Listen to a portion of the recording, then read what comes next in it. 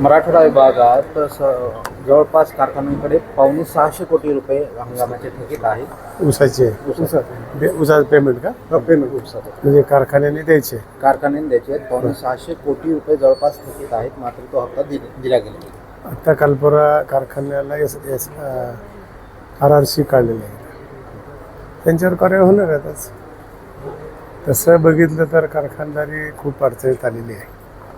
सरकारकडे मिटिंग घेतली, केंद्र सरकारकडे जाऊन आतापर्यंत FRP 6 वेळेस वाढली, MSP एकदा देखील वाढली नाही. त्या संदर्भात मुख्यमंत्री साहेबाकडे बैठक लावली आणि त्यांनी म्हणले की आपण केंद्रात जाऊ, त्यात काही तोडगा काढू, अडचणीमध्ये आहेत.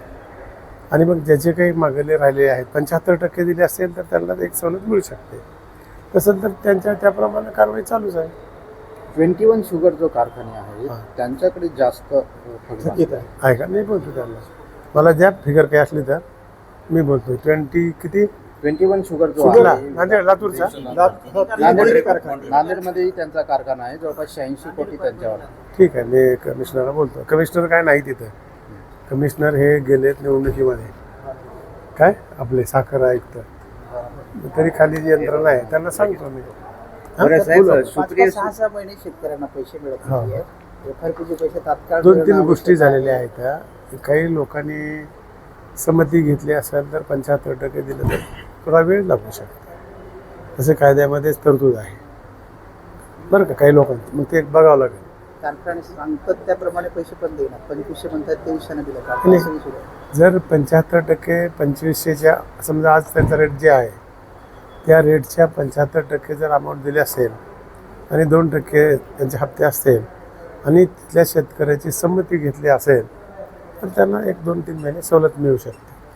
बारामतीला पोटनिवडणूक लागली आहे. काँग्रेसनं माघार घेतली आहे. पण तुमच्या पक्षाचे धनंजय मुंडे यांच्या ज्या पत्नी आहेत कल्पना काय करुणा मुंडे हा मात्र तिथं लढत आहेत. लढले असतं काय होतं मग लढलं काय होणार आहे? चित्र तुम्हालाच माहिती आहे. माहिती आहे मात्र बिनविरोध होत असताना नाही. आता काँग्रेसचे माहीत होतं आपल्याला, एवढा मोठा पक्ष होता. काही लोक बघतात आपल्याला, विचारतात का, अशा पद्धतीने भरलेले आहेत. काय बारामतीमध्ये काय होणार आहे माझ्यापेक्षा तुम्हालाच अधिक माहिती आहे, बरोबर आहे का नाही? आणि ते सगळ्यांनी दिलं असतं तर उलटं चांगलं झालं असतं. महाराष्ट्रामध्ये एक इमेज निर्माण झाली असती. काय परंपरा टिकल्यासारख्या. पण काँग्रेस पक्षाने घेतली ना माघार.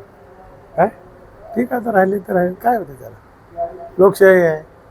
हां, बारामतीमध्ये जर प्रचाराला बोलवलं तर वहिनीच्या प्रचाराला नक्की जाईल. तिथे बसूनच आहे मी बसूनच आहे. सुप्रिया सुळेला फोन करणार का मग प्रचाराला? या काय झालं ना नाही करायला काय झालं, करू काय. परभणी जिल्हा मध्यवर्ती बँकेचा प्रश्न जो आहे कोणता? हो, हो, त्याच्या अनुषंगाने पुढे काही चालू आहे ना. चौकशी नेमली अधिकारी. नाही, सभागृहामध्ये उत्तर मी दिलं होतं. त्यांच्या काही अनुकंपा म्हणून काही लोकांना भरलेत असं त्यांचा एक प्रश्न होता. अनुकंपा म्हणजे कामावर असताना जर एखादी कर्मचारी मिळाला तर त्याच्या पाल्याला नोकरी घेता येते.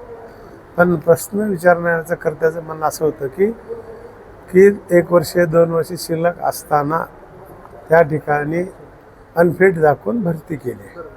आम्ही म्हणलं की बा ते बघू, अनफिट कशाला म्हणतात, 1-2 वर्षाचा अनफिट कसा झाला, त्याची चौकशी आम्ही अधिकारी नेमलेला आहे.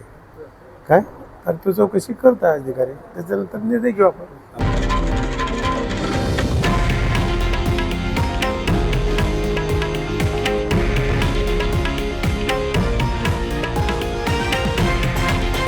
हे आहे देशातील नंबर 1 न्यूज नेटवर्क आणि आपण पाहत आहात TV9 मराठी, एकमेव.